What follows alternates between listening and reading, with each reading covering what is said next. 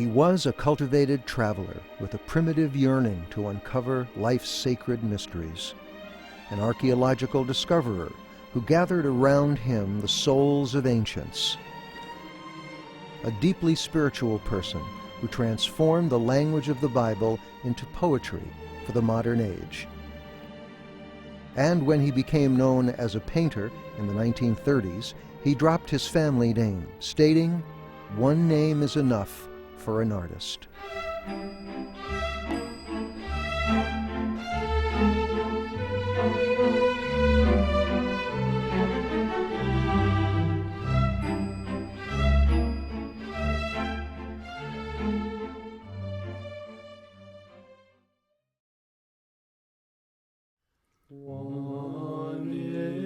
He is born Bензіон Weinman in 1897 in Staro-Konstantinov, a small Jewish town in southwest Ukraine. His father, Zvi Hirsch, is a third-generation cantor and composer of liturgical music. The Weinmans is a household filled with the constant religious life of the Orthodox community. And during the holidays, the spirit of his father's choir fills the air. There were 20 people in the choir, Bензіон recalled, and it was very interesting because if the holiday was a happy holiday, there was lots of singing and happy things all over the house. If it was a very sad holiday, it was sitting on the floor, barefoot. Bензіon receives private tutoring, attends the best yeshiva, and loves to study the Bible. His father has hopes that his first son will one day become a rabbi.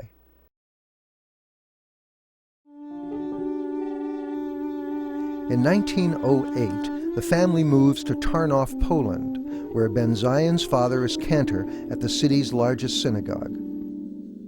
Bензіон continues his immersion in his religious studies, but all around him Europe roils with revolution and new ways of thinking.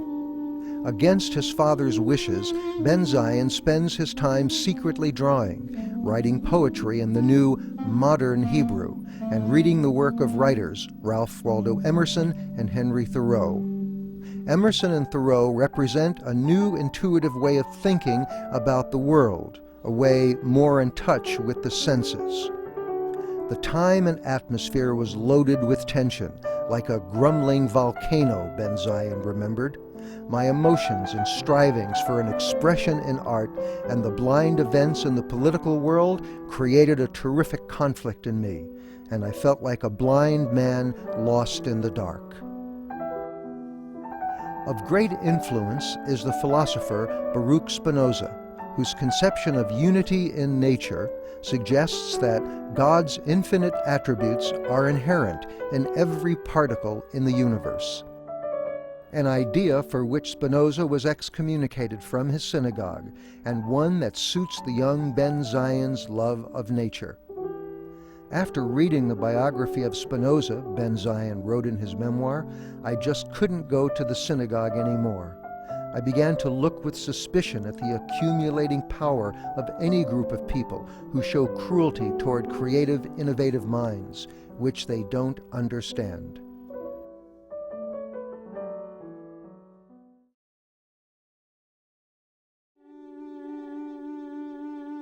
In 1913, at the age of 16, Bенzіon moves into a house of his own, where he can draw and write as he pleases. He supports himself by giving Hebrew lessons to the youth of Tarnów, who, inspired by the Zionist movement, hope to one day move to Israel with a modern language that speaks not just to religious themes, but to common everyday experience. His house becomes a meeting place for his friends and students who come by to discuss literature and practice the new Hebrew. He gives poetry readings and takes particular delight with the sound of words, inventing new ones and playing with them like pebbles. My room, Bенzіon recalled, was on the outskirts of town, where the wheat fields and grass meadows and little pine woods started, and where it was my daily habit to walk any time of the year. I felt entitled to consider myself the real possessor of those beautiful places. His daily walks took him further into the beautiful Polish landscape and deeper into his imagination. My song rose up in me like the morning star, awoke in me my world, with a clean hand erased my darkness, and poured life into the golem of my body. The name of the Almighty nestled in my heart, and contained in me the endlessness. And I sing my song, I sing my world.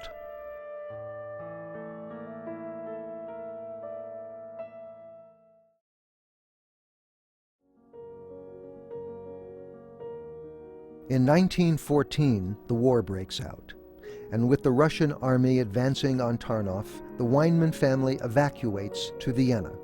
There, Benzíon receives his only formal art training at the Volkshochschule. After several months, he withdraws because of the repeated discrimination he experiences as an Eastern Jew.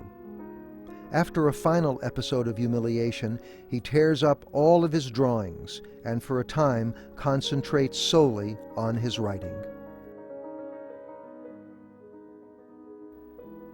After the war, the family returns to Poland, to a community devastated by the war, and a family home partly destroyed and looted.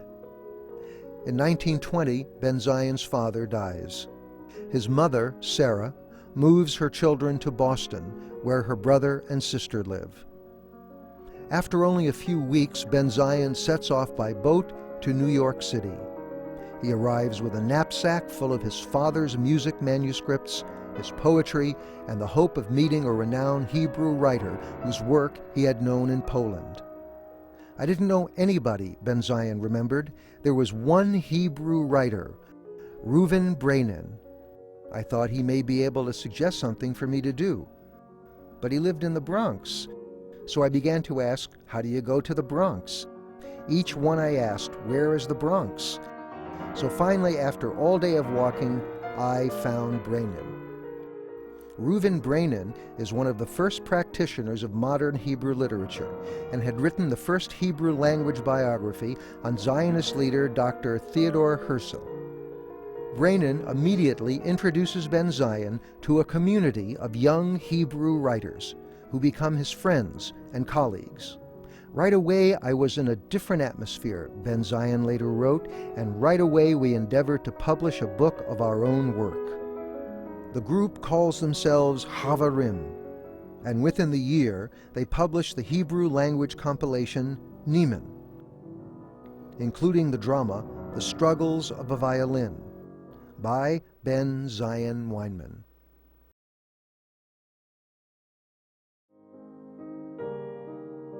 Throughout the 20s and into the years of the Great Depression, as he establishes himself as a leading voice in this community of Hebrew writers, a great darkness is descending over Europe.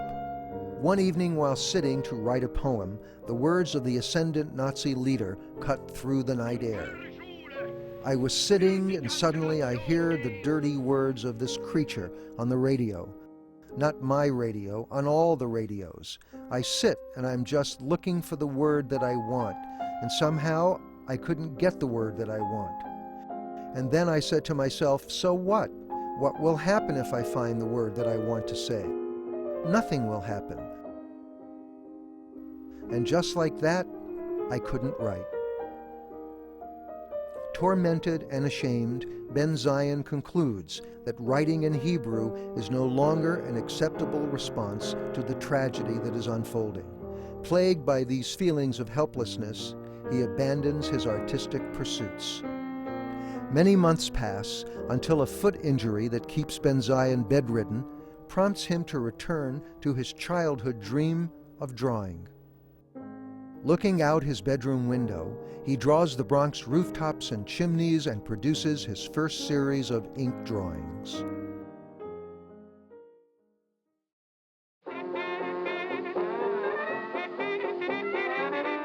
New York in the 1930s is a hothouse of modernism in all the arts.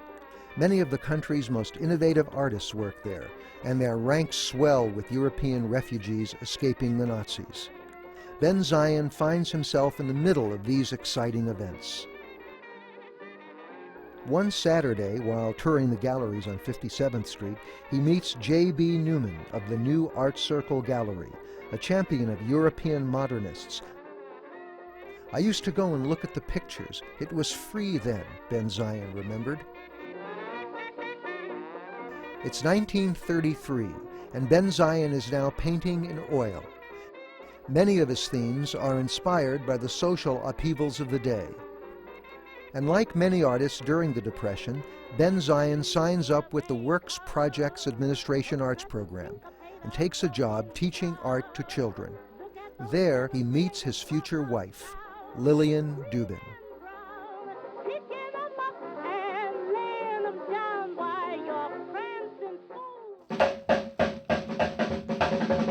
Benzíon meets Robert Godsoe, who runs the downtown gallery Secession. Godsoe promotes the work of American artists who favor a personal, expressionistic style. At the gallery, Benzíon meets a circle of young painters and is invited to join, but almost immediately the group decides to leave, and together they form a painting collective and call themselves the Ten. During this period, American painting is dominated by regionalism and social realism. But the Ten, all first-generation Jewish artists, draw their artistic references from European modernists, and they embark on creating a distinctly American version. They have their first show in December 1935 at the Montrose Gallery. The skeptical New York Sun says Benzíon paints furiously and calls him the farthest along. Later that year, Benzíon opens his first solo exhibit at the Artists' Gallery. Joseph Solomon, writing for Art Front magazine, says, "Benzíon is a painter who creates fables out of his subject matter, so that even the memory of a childhood toy becomes transformed into a powerful and disquieting picture." In November 1938, the Ten decide to challenge the conservative Whitney Museum. Enlisting the sympathetic aid of the Mercury Gallery, they title their show The Ten, Whitney Dissenters. In their catalog, they issue a manifesto of a new avant-garde that describes their approach as experimental and individualistic, and rails against the conservative definition of modern art as imposed by museums like the Whitney. Art News calls Benzíon's Glory of War resounding and forceful.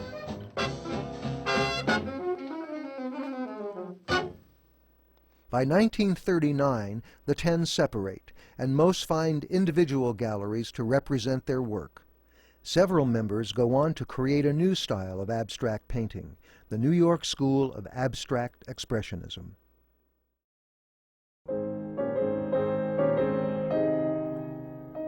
As the 1940s break, the situation in Europe is reaching a level of unprecedented evil. Benzíon's oldest sister, Golda, who had remained in Poland with her family, is killed by the Nazis. And while the horror in Europe rages, Benzíon recalls his feelings at the time. "In the security of America, I was painting more and more beautiful paintings.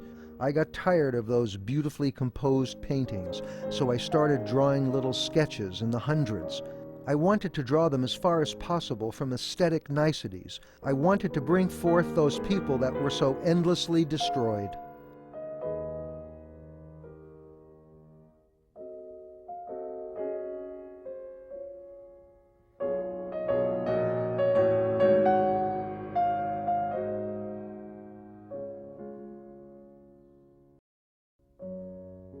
A light sound, like the thinnest of threads, accompanies me in the darkness of the abyss. God forbid if this thread should break. I am like one lost in the endlessness.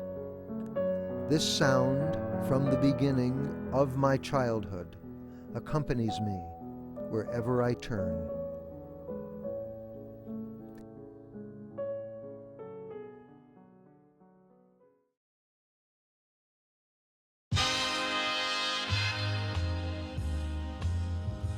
The 1940s and 50s remain a remarkably productive and resilient time for Benzíon. He teaches at the Cooper Union and shows his paintings at the finest galleries in New York. The renowned Kurt Valentin of the Buchholz Gallery publishes 3 books of his biblically themed etchings. In writing about the source for his inspirations, Benzíon said, "Nature graciously lent me many motifs, and with the Bible I know of no other book in which the elementary conflicts of our time have greater symbolic expression." Benzíon believes not just in the Jewish tradition, but in all spiritual traditions, and in his biblically themed work he seeks to transform its stories and distill its truths into images that have resonance for all people.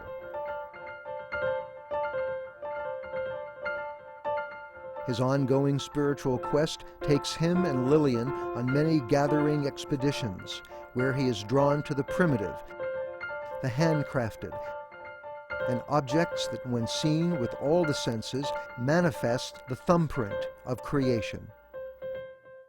1959 marks the year of his first major retrospective at New York's Jewish Museum. The show features some 69 paintings and driftwood masks the New York Times calls fanciful faces. In all his work, a profound human feeling remains, wrote Stephen Kaiser of the Jewish Museum. Sea and sky and stars and even sheaves of wheat acquire in Benzíon's painting a monolithic beauty and simplicity which delineates the transient as a reflection of the eternal.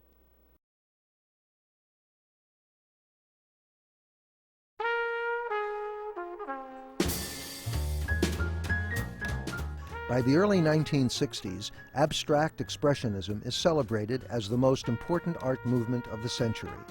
Pop art, op art, and a new minimalism leave Benzíon and other figurative painters outside the province of official recognition.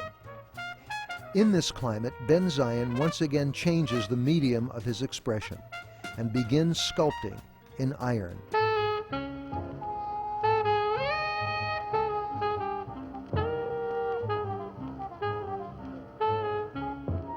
His iron sculptures manifest a lyrical side of Benzíon's personality and a connection to the handmade artifacts that he loves. In 1967, at the age of 70, Benzíon publishes a series of self-portraits created over a 40-year period entitled In Search of Oneself. They reveal the artist looking back over the shifting terrain of the 20th century and willfully persevering on the road to his own continuous self-discovery.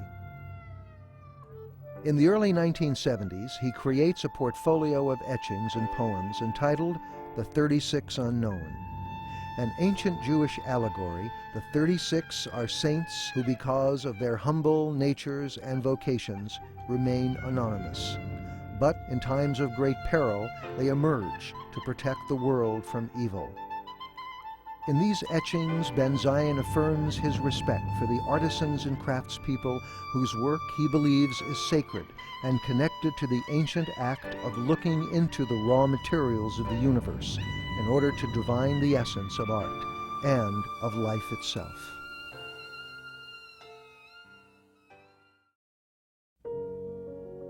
The stone in the field is not alone or abandoned. Securely, it lies in the embrace of the earth, like a child in the lap of its mother. From every side that we look at it, it enriches and fertilizes our imagination and helps the artist in creating his creations.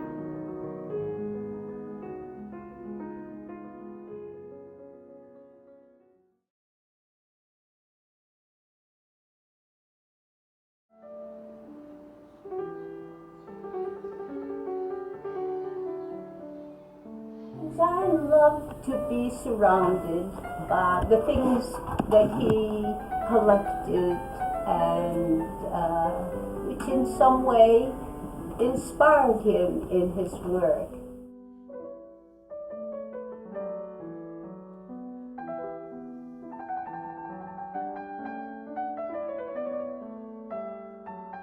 Here you have all kinds of drawers with pebbles. When they see the house, I think it opens their senses to the world around them. I think in many ways that's what Benzine wanted.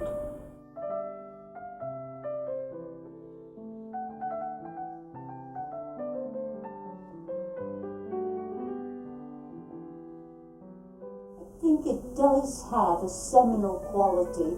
I think maybe that is what art is about. That it gives you some hopefulness, something that you too can carry on in your own way.